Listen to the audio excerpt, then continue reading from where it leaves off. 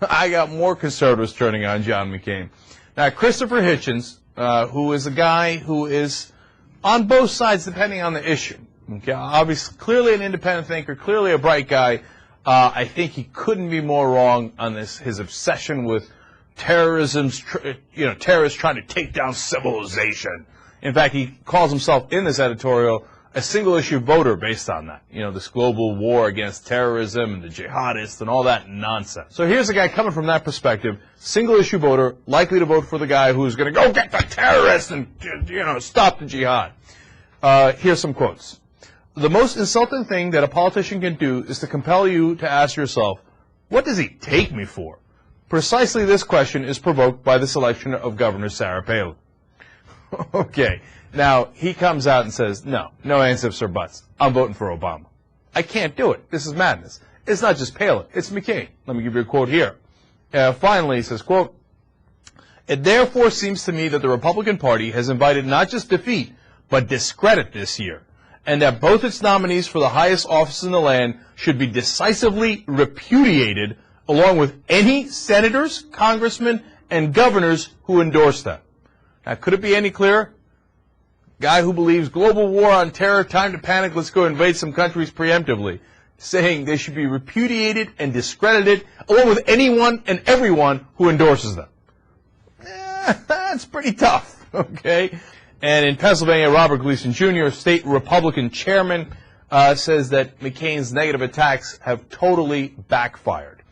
And they have turned off moderate voters and independents and women in southeastern Pennsylvania, and he's losing them in big droves and nearly has no chance of winning Pennsylvania now. And then a Republican from New Hampshire said, it was close before. Now it's, basically heading towards a landslide for Obama because the independents in New Hampshire hated the attack ads of John McCain. Hated him.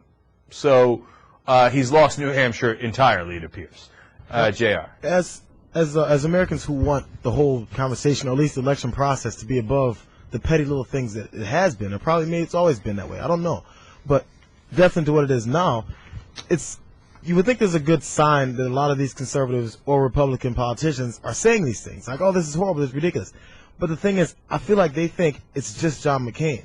Now, if it was, they're probably thinking in the back of their minds, if it was Mitt Romney, if it was Giuliani, if it was any of these other guys that lost to McCain in the primaries, they would be doing this better. But the disheartening part is they still think the same way of the policies that are stupid and Americans aren't for. They think that's still right, but they just think he's shown it the wrong way. They don't realize that they're just wrong. And you would hope that maybe there's a clairvoyance that's coming and thinking, oh, we were wrong. Maybe we should think a little bit more normal. Or maybe the country is thinking this way and we're just pushing this. They think he just delivered it wrong. They're just all wrong. Now, JR, that's a terrific point. And let me build off that in a couple of different ways. One, they don't have any idea how wrong they are. In that story that I referenced earlier in The Hill, where the Republicans in Congress were so mad at John McCain and think his mortgage plan is ridiculous and not conservative, et cetera, their strategy is even dumber. They wanted to say, oh, you should have never done the bailout, you should have never done any of these things. And I'm not kidding, it seems like I'm repeating myself, but no, they've come out again and said, no, what the correct answer would have been tax cuts on dividends and tax cuts on corporate taxes, okay? That is, I'm sorry, but that is mental, man. That policy fix couldn't be more wrong. If you tried to be more wrong, you couldn't do it. You couldn't pull it off, right? So what JR is saying is exactly right. Think about that, all right? These guys are blaming it on McCain, but to be fair, it's partly McCain, no question. He's run a very disorganized, herky-jerky campaign, as Peggy Noonan said. But the other half of it is the guy can't win because he's wrong. Their whole ideology is bankrupt and has been proven wrong at the perfect time, right before an election.